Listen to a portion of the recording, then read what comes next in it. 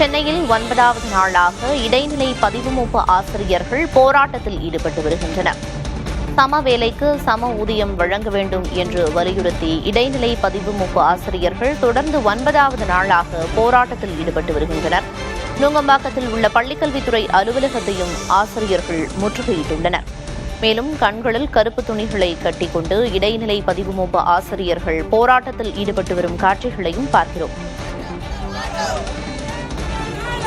தகவல்களை வழங்குவதற்காக செய்தியாளர் அன்பரசன் இணைப்பில் இருக்கிறார். அன்பரசன், அங்க களத்துல எவ்வளவு ஆசிரியர்கள் இருக்காங்க போராட்டத்துல? கள தகவல் என்ன?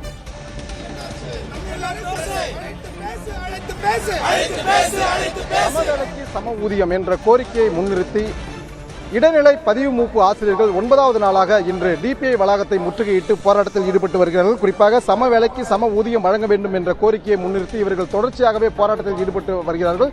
இந்த நிலையில்தான் 9வது நாளாக இன்று நுங்கம்பாக்கத்தில் அமைந்திருக்கக்கூடிய டிபிஐ வளாகத்தை முற்றுகையிட்டு தற்போது போராட்டத்தில் ஈடுபட்டு வருகிறார்கள். குறிப்பாக இடைநிலை பதிவு மூப்பு ஆசிரியர்கள் தங்களது கண்களில் கருப்பு துணியை கட்டி முதல் நாளான டிசம்பர் மாதம் 26ஆம் தேதி சென்னை நுங்கம்பாக்கத்தில் அமைந்திருக்கக்கூடிய பள்ளிக்கல்வித்துறை அலுவலக வளாகத்தை முற்றுகையிட்டு இவர்கள் போராட்டத்தில் ஈடுபட்டு கைது செய்யப்பட்டனர். அதன் பிறகு 2வது நாளான டிசம்பர் மாதம் 27ஆம் தேதி சென்னை எழும்பூரில் அமைந்திருக்கக்கூடிய மாவட்ட முதன்மை கல்வி அலுவலகத்தை முற்றுகையிட்டு போராட்டத்தில் ஈடுபட்டு கைது செய்யப்பட்டார்கள். பின்பு 3ஆம் நாளான டிசம்பர் மாதம் 28ஆம் தேதி வடக்கு கடற்கரை சாலையில் அமைந்திருக்கக்கூடிய மாவட்ட ஆட்சியர் அலுவலகத்தை முற்றுகையிட்டு இவர்கள் போராட்டத்தில் ஈடுபட்டு கைது செய்யப்பட்டார்கள். பிறகு 4ஆம் நாளான டிசம்பர் மாதம் 29ஆம் தேதி எழிலகம் முற்றுகை போராட்டத்தில் ஈடுபட்டு கைது செய்யப்பட்டார்கள். அதன் பிறகு 5ஆம் நாளான டிசம்பரில் முற்றுகை போராட்டத்தில் ஈடுபட்டு இவர்கள் கைது செய்யப்பட்டார்கள். அதனைத் தொடர்ந்து 6ஆம் நாளான டிசம்பர் மாதம் 31ஆம் தேதி நுங்கம்பாக்கத்தில் அமைந்திருக்கக்கூடிய பள்ளி கல்வித்துறை அலுவலகத்தை முற்றுகையிட்டு இவர்கள் போராட்டத்தில் ஈடுபட்டு கைது செய்யப்பட்டார்கள். அதனைத் தொடர்ந்து 7ஆம் நாளான ஜனவரி 1ஆம் தேதி மீண்டும் எழும்பூர் தாளமுத்து நடராசர் மாளிகையில் முற்றுகை போராட்டத்தில் ஈடுபட்டு கைது செய்யப்பட்டார்கள். அதன் பிறகாக